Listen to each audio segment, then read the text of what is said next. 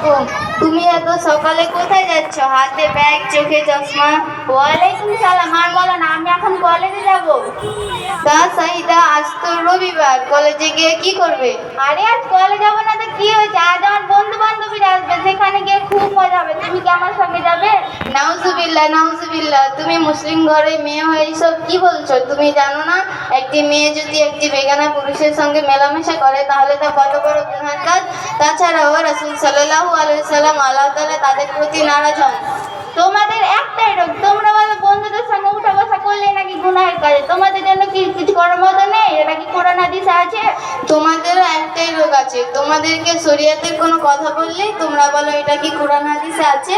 তাহলে শোনো কোরআন কি বলে। সূরা নূর 18 পারা 30 নম্বর আয়াতে আল্লাহ তাআলা বলেন, কুল্লিল মুমিনিনা ইয়াগুযু মিন আবসারিহিম ওয়া ইয়াহফাযু ফুরুজাহুম। অর্থ, মুমিনদের বলো তারা যেন তাদের নজর সংযত রাখে এবং যৌবনকে হেফাজত করে। অতএব সাহিদা, আমরা যখন রবিবারে কলেজে যাই বন্ধুদের সঙ্গে সময় কাটাতে, তখন আমাদের পোশাক ও আখলাক কিন্তু এলোমেলো হয়ে যায়। তখন তারা আমাদের দিকে কুনজর দেয়। এছাড়াও রাসূল সাল্লাল্লাহু আলাইহি সাল্লাম আল্লাহ তাআলা আমাদের প্রতি নারাজ হন। সত্যি তোমার এই কথা শুনে আমার একটা কথা মনে পড়ে গেল। কথায় বলে সামথিং এডুকেশন ইজ ডেঞ্জারাস, অল্প বিদ্যায় ভয়ঙ্কর। তোমার তাই হয়েছে। হ্যাঁ সাহিদা, এটা মানতে হবে, কিন্তু এটাও তো মানতে হবে তুমি যেটা জানো সেটা আমি জানি না, কিন্তু আমি যেটা জানি হয়তো তুমিও সেটা জানো না। হ্যাঁ সাফিয়া, এটাও ঠিক। হ্যাঁ সাফিয়া, এটাও ঠিক, কিন্তু তুমি কি জানো বলে একটু শুনি। যেমন সাহিদা, আল্লাহ তাআলা আমাদের উপর 5 ওয়াক্ত নামাজ ফরজ করেছেন, তার জন্য আমাদেরকে ওযু করতে হয়। ওযুর কিছু ফরজ আছে, আবার নামাজেরও কিছু ফরজ আছে। না তো সাফিয়া, এগুলি তো আমার জানা নেই, কিন্তু তুমি কি জানো বলো একটু শুনি।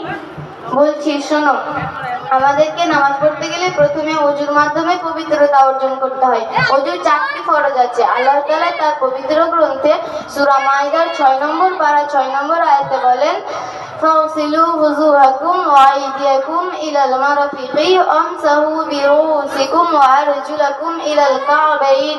অর্থ, 1 মুখমণ্ডল ধৌত করা, 2 হাতের কনুই সহ ধৌত করা, 3 মাথার 1/4 ধৌত করা, 4 পায়ের গোড়ালি সহ ধৌত করা।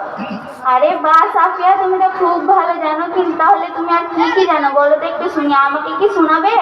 হ্যাঁ, অবশ্যই শোনাবো, কেন শোনাবো না। তাহলে শোনো, আল্লাহ তাআলা তার পবিত্র গ্রন্থে সূরা আল ইমরান 3 নম্বর পারা 183 নম্বর আয়াতে বলেন, কুল্লু নাফসিন যায়িকাতুল মাউত। অর্থ, সমস্ত নফসকে একদিন মৃত্যুর স্বাদ গ্রহণ করতে হবে। তাই আমাদেরকে আখিরাতের জন্য কিছু অর্জন করতে হবে। তাহলে আমাকে আখিরাতের জন্য কি করতে হবে? সর্বপ্রথম আমাদেরকে 5 ওয়াক্ত নামাজ পড়তে হবে, তারপর খাঁটি পাকা ইমানদার হতে হবে, অর্থাৎ রাসূল সাল্লাল্লাহু আলাইহি ওয়াসাল্লাম এর দেখানো পথে চলতে হবে। আচ্ছা সাফিয়া, তুমি এত কিছু কোথা থেকে শিখলে? কেন, আমাদের মাদ্রাসা ইসলাহুল মুসলিমিন থেকে। আমিও তোমার মতো শিখবো, আমাকে কি শিখাবে? কেন শেখাবে না, তুমি সময় দিলেই শেখাবে। এসো আমরা সবাই মাদ্রাসায় ভর্তি হই। আসসালামু আলাইকুম ওয়া রাহমাতুল্লাহি ওয়া বারাকাতুহু।